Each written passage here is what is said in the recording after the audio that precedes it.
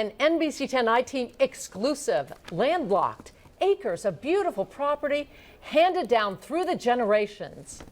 But absolutely inaccessible for the family that owns it. It can only reach it by boat. Those property owners pay thousands of dollars in taxes. They're at the end of their rope, so they reached out to the I-Team for help. And I-Team reporter Parker Gavigan went by boat to see that problem firsthand, and he took the concerns of these taxpayers to town leaders in North Smithfield.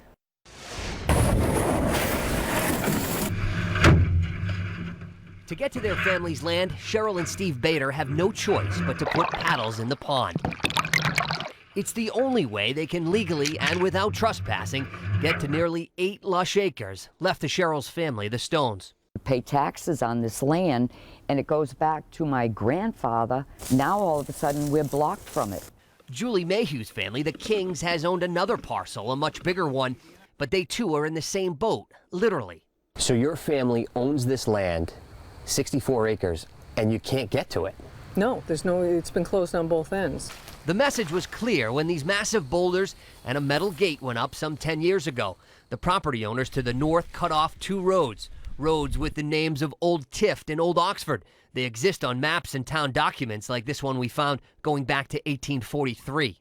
Even though they call it a paper road, it was traveled by everybody. Those neighbors to the north are money-making businesses. Holliston Sand and Gravel is one. Brookside Equestrian Center, a horse farm, is the other.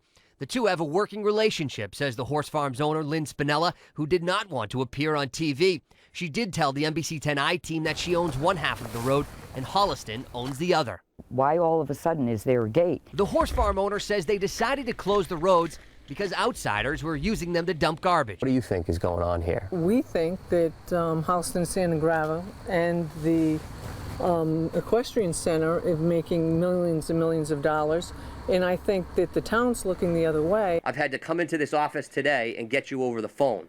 That's just not acceptable. For a town official, that's just not acceptable. North Smithfield's building official, Bob Benoit, would not even meet with us. Over the phone and in email, he says the town will not get involved. But the town did get involved. 15 years ago, it gave the horse farm a permit to remove the sugar white sand from its property. Owner Lynn Spinella wouldn't specify how much money she's made from selling the sand. It's still their land. They're still paying taxes on it. Town administrator Paulette Hamilton was a bit more receptive than the town building official to the plight of these families. She's actually walked the property herself and is trying to get all the owners to sit down and talk. Oh, I don't care how long it's been going on. It's still unfair and there hasn't been a resolution. Helicopter video shows a giant crater on the horse farm property where all that sand is being removed. It also shows how heavy equipment from Holliston Sand and Gravel can go back and forth without any interruption from the landlocked private property owners to the south. Once the Stone family could actually get to their land again, they noticed a big surprise. Missing trees, 2.7 acres.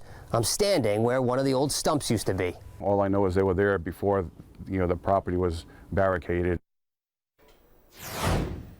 And now those missing trees are part of a lawsuit the Stone family has filed in Superior Court against Holliston Sand and Gravel and the horse farm to get access to their land.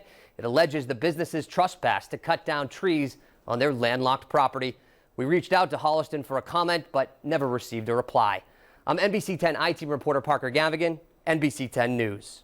And Parker, I know you'll stay on this story. If you have a tip for Parker and the NBC 10 I-Team, call 401-455-9123 or send an email to iteam@WJAR.com.